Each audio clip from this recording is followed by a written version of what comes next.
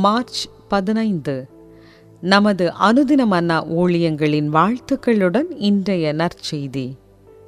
தேவன் முன் அமர்ந்திருத்தல். இன்றைய வேதாகம பகுதி சங்கீதம் 46. தேவன் நமக்கு அடைக்கலமும் பெலனும் ஆபத்து காலத்தில் அனுகூலமான துணையுமானவர்.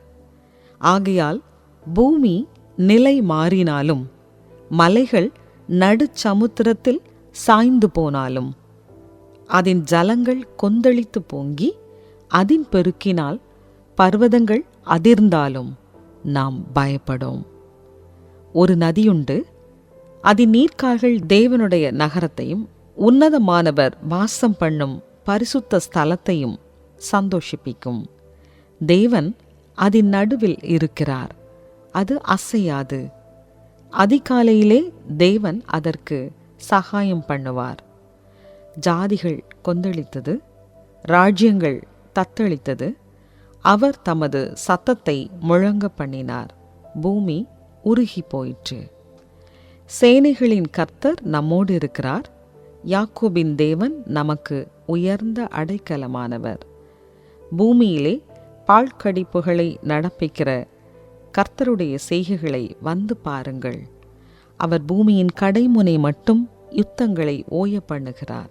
வில்லை ஒடித்து ஈட்டியை முறிக்கிறார். ரதங்களை நெருப்பினால் சுட்டரிக்கிறார். நீங்கள் அமர்ந்திருந்து நானே தேவனென்று அறிந்து கொள்ளுங்கள். ஜாதிகளுக்குள்ளே உயர்ந்திருப்பேன், பூமியிலே உயர்ந்திருப்பேன். சேனைகளின் கர்த்தர் நம்மோடு இருக்கிறார். யாக்கோபின் தேவன் நமக்கு உயர்ந்த அடைக்கலமானவர். குறிப்பு வசனம்: நீங்கள் அமர்ந்திருந்து நானே தேவனென்று அறிந்து கொள்ளுங்கள். சங்கீதம் 46:10. உயிருள்ள ஒரு நபரின் முதல் புகைப்படம் 1838 லூயிஸ் டாகுரே என்பவரால் எடுக்கப்பட்டது.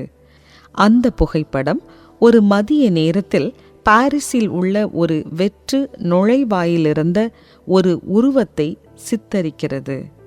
ஆனால் அதில் ஒரு தெளிவான மர்மம் இருக்கிறது. அந்த நேரத்தில் தெரு, நடைபாதை வண்டிகள் மற்றும் பாதசாரிகளின் போக்குவரத்தால் பரபரப்பாக இருந்திருக்க வேண்டும். ஆனால் அந்த படத்தில் அவ்வாறாக இல்லை. அந்த மனிதன் தனியாக இல்லை. புகைப்படம் எடுக்கப்பட்ட பிரபலமான பகுதியான புலவர்ட் டியூ டெம்பிளில் மக்கள் இருப்பார்கள், குதிரைகள் இருக்கும். அந்த படத்தில் அவ்வாறாக காட்டப்படவில்லை. டாகுரே வகை ஒளிப்பட முறை என்பது பொது பயன்பாட்டிற்கு வந்த முதல் ஒளிப்பட பிடிப்பு முறை ஆகும். புகைப்படத்தை செயலாக்குவதற்கான ஒளிப்பட பிடிப்பு நேரம் ஒரு படத்தை பிடிக்க 7 நிமிடங்கள் எடுக்கும். அந்த நேரத்தில் அசைவில்லாமல் இருக்க வேண்டும். நடைபாதையில் இருந்த ஒரே நபர் புகைப்படம் எடுக்கப்பட்டதாக தெரிகிறது. ஏனெனில் அவர் மட்டுமே அசையாமல் நின்று கொண்டிருந்தார். அவர் தனது காலணிகளை சுத்தப்படுத்தி கொண்டிருந்தார்.